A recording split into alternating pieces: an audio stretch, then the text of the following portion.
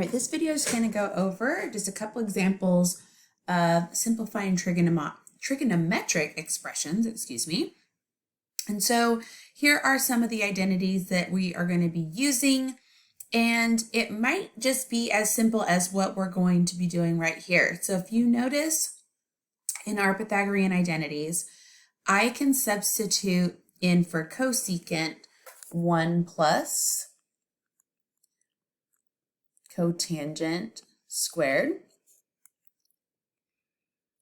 And then I'm going to leave this as cotangent. And notice then my cotangents cancel and I'm left with 1.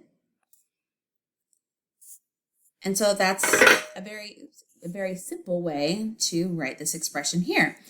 The other thing you could do is you could manipulate this expression and just subtract cotangent squared over here, and you would get 1 as well. So a couple ways that you can look at these Pythagorean identities and use them to plug in or manipulate to find 1 in various different ways.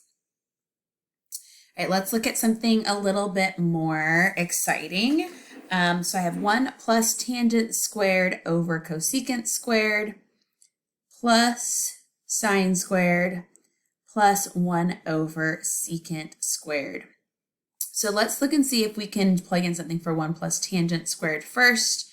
When I look up here, I can see that 1 plus tangent squared is secant squared. And so I'm going to substitute that in first. So secant squared over cosecant squared plus sine squared theta. And then I'm also going to rewrite 1 over secant squared as cosine squared.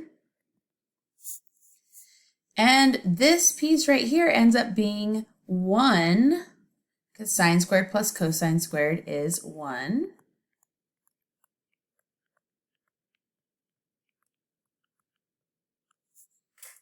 And then let's go ahead and maybe rewrite this piece here. So secant squared is 1 over cosine. Cosecant squared is 1 over sine. So this is the same thing as sine squared over cosine squared. And sine squared over cosine squared is tangent squared. And tangent squared plus 1 is secant squared. And so this whole thing simplifies just to secant squared using our Pythagorean identities and our reciprocal identities.